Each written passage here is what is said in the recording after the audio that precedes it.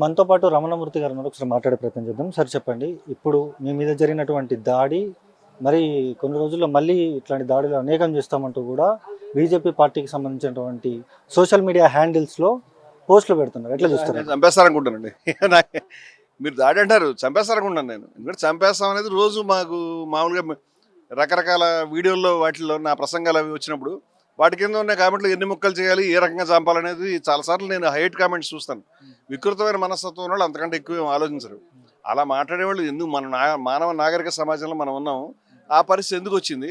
ఇప్పుడు నేను ఒక ప్రశ్నలు అడుగుతున్నాను, నేను కొన్ని విమర్శలు చేస్తున్నాను, నా ప్రతి విమర్శ చేస్తే అయిపోతుంది. ప్రతి విమర్శ లేనప్పుడు ఆ నిస్సహాయత నుంచి, ఆ దొంగతనం నుంచి ఇలాంటి ఆలోచనలు వస్తాయని నేను అనుకుంటున్నాను.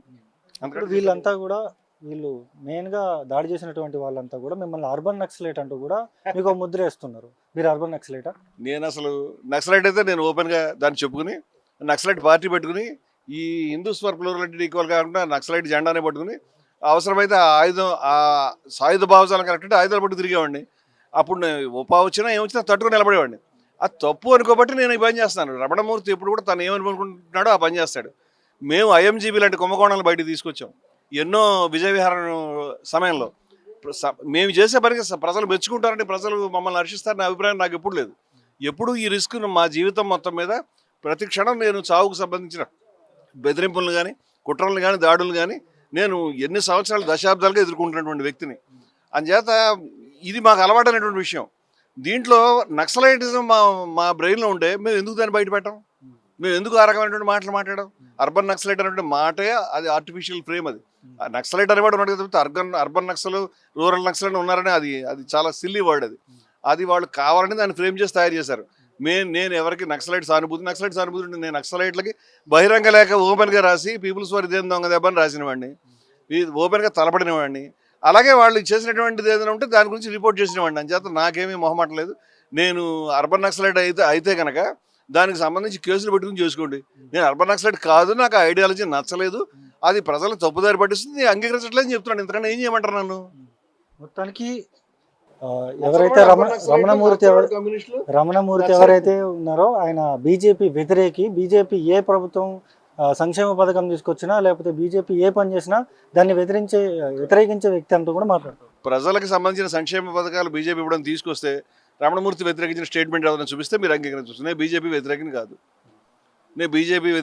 బీజేపీ చేసిన ప్రతి పనిలో నేను వేలు పెట్టినవాడిని కాదు. చాలాసార్లు చాలామంది మాట్లాడిన విషయాలు కూడా మేము ఎవరూ మాట్లాడలేదు. నేనంటే బీజేపీని కానీ కాంగ్రెస్ని కానీ ఈవెన్ ఆర్ఎస్ఎస్ కానీ నేను వ్యతిరేకించట్లేదు. నేను ఆర్ఎస్ఎస్ యొక్క ఐడియాలజీని వ్యతిరేకిస్తున్నాను. వాళ్ళ యొక్క మతోన్మాద భావజాలను నా భావజాలం నేను చిన్న టార్గెట్లు పెట్టుకోనండి. భావజాలం అనేది ఆర్ఎస్ఎస్ పుట్టకముందు నుంచి ఉంది. ఆర్ఎస్ఎస్ పుట్టి 100 ఏళ్ళు అయింది. హిందూ మతోన్మాదం అంతకంటే పాతది, ఇస్లాం మతోన్మాదం అంతకంటే పాతది. నేను మతోన్మాదానికి వ్యతిరేకంగా పోరాడుతున్నాను. అంతేగాని నేను ఒక పార్టీని ఒక సంస్థని టార్గెట్ పెట్టి కూర్చునే మనిషిని కాదు. వాళ్ళ అభిప్రాయాన్ని వాళ్ళ భావజాలను మార్చుకుంటే ఆర్ఎస్ఎస్ తన భావజాలను మార్చుకుంటే ఆర్ఎస్ఎస్తో నాకు ఈత కదలేదు. ఆర్ఎస్ఎస్ యొక్క భావజాలం హిందూ రాష్ట్ర వాళ్ళు రాసుకున్న పుస్తకాలు అవి రాసుకున్నారు. మేము మైనారిటీలకు హక్కులు ఇవ్వం, గ్యాస్ ఛాంబర్స్కి పంపిస్తామని రాసుకున్నాడు ఆయన. ఎవరు గోల్వాల్కర్ గారు వీఆర్ ది అవర్ నేషనల్ అనే పుస్తకంలో 25 ఏళ్ల క్రితం రాశాను నేను విషయాలన్నీ కూడా. అప్పటి నుంచి ఇప్పటిదాకా అదే చెప్తున్నాను. మీ అభిప్రాయం మార్చుకుంటే నాకు తగదలేదు, నీ అభిప్రాయంతో తగ్గకపోతే నీతో నాకు తగదలేదు. నాకు ఏ వ్యక్తితో కానీ ఏ సంస్థతో కానీ ఏ పార్టీతో కానీ ఎటువంటి శత్రుత్వం ఎటువంటి వ్యతిరేకత లేదు. నేను దానికి వ్యతిరేకంగా పనిచేయలేదు. నేను ఆ భావజాలం విద్వేష భావజాలం మంచిది కాబట్టి దానికి వ్యతిరేకంగా 25-30 సంవత్సరాలు ఇదే పని చేస్తున్నాం. దీంట్లో ఏం దాచుకునే విషయం ఓపెన్గానే చెప్తున్నాం. రమణమూర్తి గారి ఎజెండా ఏంటి? ఫైనల్ ఎజెండా ఏంటి? అసలు ఫ్యూచర్లో ఏం చేయబోతున్నారు? నాకైతే సీరియస్ ఎజెండాలు అంటే ఏం లేదండి. ఇక్కడ జరుగుతున్నటువంటి అక్రమం, అన్యాయం, పద్ధతి లేనితనం ఏదైతే ఉందో దాన్ని ప్రశ్నిస్తున్నాం. అంతేగాని భవిష్యత్తులో ఏదో చేయాలనే ఉద్దేశం లేదు. మనిషి యొక్క ధర్మం మన చుట్టూ విద్వేషం ప్రబలినప్పుడు, ఒకళ్ళ మీద ఒకళ్ళు దాడులు చేసుకుంటున్నప్పుడు, కులం పేరు మీద దాడులు చేసుకుంటున్నప్పుడు, కులాధిపత్యంతో దళితులను మరెవరినో దాడులు చేసి బాధలు పెడుతున్నప్పుడు, మత విద్వేషం పేరు మీద మైనారిటీలను లేకపోతే మరొకళ్ళు ఉన్మాదులు మరొకళ్ళ మీదనో దాడులు చేస్తున్నప్పుడు, ఇది మనం మానవ ధర్మం కదా, మనిషిగా మనకు డ్యూటీ ఉంది కదా, మనం చూస్తూ ఉండలేం కదా, దీన్ని ఖండించాలి కదా, దీన్ని ఆపాలి కదా అనే ఉద్దేశంతో తాపత్రయపడుతున్నాం. కానీ ఏదో దీర్ఘకాలిక ఎజెండా పెట్టుకుని పనిచేస్తున్నటువంటి వ్యక్తులు కాదు. మాకు అధికారంలోకి రావాలనో లేకపోతే మరేదో పాపులారిటీ తెచ్చుకోవాలి, మాకు ఎటువంటి ఎజెండా లేదు, ఎటువంటి కోరిక లేదు. ఇప్పుడు మీరు అన్నారు పాపులారిటీ తెచ్చుకోండి ఇది లేదు అంటున్నా, సోషల్ మీడియా స్టంట్ అంటూ కూడా మాట్లాడతాం. ఏమంటే నన్ను మీడియా చాలా కాలం నేను మీడియా హెడ్స్ గురించి గతంలో రాశాను. అందువల్ల మీడియా నన్ను బాయ్కట్ చేసింది. మేము 14 రాష్ట్రాల్లో హిందూ ముస్లిం ఐక్యత కార్యక్రమాలు చేస్తున్నాం. ప్రతి జిల్లాలో మాకు సంబంధించిన కార్యకర్తలు కమిటెడ్గా పనిచేస్తున్నాం. మా గురించి వార్తలు మీడియాలో ఎక్కడ రావు. గత 2 సంవత్సరాల నుంచి సోషల్ మీడియాలో పిలిస్తే నేను వెళ్తున్నాను తప్పితే అంతకుముందు సోషల్ మీడియాకి నేను పిలిచినా వెళ్ళేవాడిని కూడా కాదు. అంచేత నాకు పబ్లిసిటీయే కావాలంటే విజయవిహారం పత్రికలో ఆ పత్రిక 80% పత్రికను నేను ప్రొడ్యూస్ చేసేవాడిని. నా పేరే ఉండేది కాదు దాంట్లో. పేరు లేకుండా జాగ్రత్త పడేవాడిని. అంచేత పబ్లిసిటీ మా పేరు మీద ఫ్లెక్సీలు పెట్టించుకోలేదు. మా పేర్ల మీద పెద్ద పెద్ద సభల్లో మాట్లాడినా వీలైనంత వరకు మా ఫోటోలు రాకుండా జాగ్రత్త పడతాం.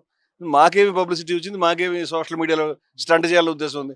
మేము అడుగుతున్న ప్రశ్నలకి మీరు సమాధానం చెప్పి మేమంతా తప్పుడు ప్రచారం చేస్తున్నాము, మేమంతా అన్యాయం చేస్తున్నామని బయట పెట్టేస్తే అయిపోతుంది కదా మమ్మల్ని. మేము చాలా ప్రశ్నలు అడిగాము. రామ మందిరానికి సంబంధించి అడిగాము, గోవధకు సంబంధించి ముస్లిమ్స్ హిందువులు తీసుకొచ్చి గోవధ నిషేధించమని అన్నాం. గోవధ నిషేధించేస్తే రమణమూర్తి చేతులు ఇష్యూ లేదు, ఇంకా అవుట్. అలా ఎదుర్కోకుండా ఆయన కమ్యూనిస్ట్ అని, ఆయన మరేదో అని ప్రచారం చేస్తే దానివల్ల ఉపయోగం ఏమి ఉంటుందండి? అది మీ చేతకాంతనం అవుతుంది తప్పితే మరేవి కాదు. ఇప్పుడు మీరు మిమ్మల్ని కొట్టినటువంటి వాళ్ళని మీరు క్షమిస్తా అని చెప్పేసి మీరు అంటా ఉన్నారు. మీ చుట్టుపక్కల ఉన్న వాళ్ళంతా కూడా దాడులకు ప్రతి దాడులు చేస్తా ఉంటారు. నేను క్షమిస్తాను అనలేదు. నేను ఏమన్నానంటే నాకు ఆయన మీద కోపం కానీ ద్వేషం కానీ లేవు అన్నాను. నేను క్షమిస్తా అంటే క్షమించడానికి అసలు కోపం ఉంటుంది కదా, నాకు ఆయన మీద కోపం లేదు. రావాలన్నా రాలేదు. అతను దారి తప్పినటువంటి ఒక తప్పుడు మతోన్మాద భావజాలంలో చిక్కుపోయాడు, అంతకు తప్పితే నాకేమీ లేదు. మరి ఎందుకు పోలీస్ స్టేషన్లో కంప్లైంట్ ఇచ్చాను అంటే, పోలీస్ స్టేషన్లో కంప్లైంట్ ఇవ్వడానికి కారణం ఇటువంటి రేపొద్దున మీరు ఇప్పుడు నన్ను అడుగుతున్నారు, మిమ్మల్ని కూడా ఎవరొకరు దాడి చేయొచ్చు, ఎందుకు అలాగా మాట్లాడేవని మేము మీ మీద ఊపా పెట్టచ్చు. అంచేత ఇది ఒక ట్రెండ్ కాబట్టి దీనికి అడ్డుకట్ట వేయడానికి వేరే దారి లేక రిపోర్ట్ చేస్తాం. అంతకంటే వేరే చేసింది ఏం లేదు. నాకు ఆ వ్యక్తి మీద కోపం కానీ ద్వేషం కానీ క్షమించడం అంటే మాట లేదు. ఇక్కడ ఉన్నటువంటి మిగతా వాళ్ళందరూ అంటే ఎవరి సంస్థలు చాలా సంస్థలు చాలా అభిప్రాయాలు వచ్చారు. వాటిని మేము ఎలా నియంత్రిస్తాము? నేను నా అభిప్రాయం చెప్తాను, వాళ్ళు వాళ్ళ అభిప్రాయం చెప్తారు, అంతకంటే ఏం చెప్తాను దాని మీద? అది చూస్తున్నాం కదా, ఖచ్చితంగా కూడా ఈ పోరాటాన్ని వదిలేదే లేదంటూ కూడా ఇక్కడైతే వీళ్ళైతే చెప్తున్న పరిస్థితి అయితే ఇక్కడ ఉంది. ఇది కొన్ని పరిస్థితి. వీడియో జర్నలిస్ట్ శశికాంత్తో సన్నీ మైక్ టీవీ, హైదరాబాద్.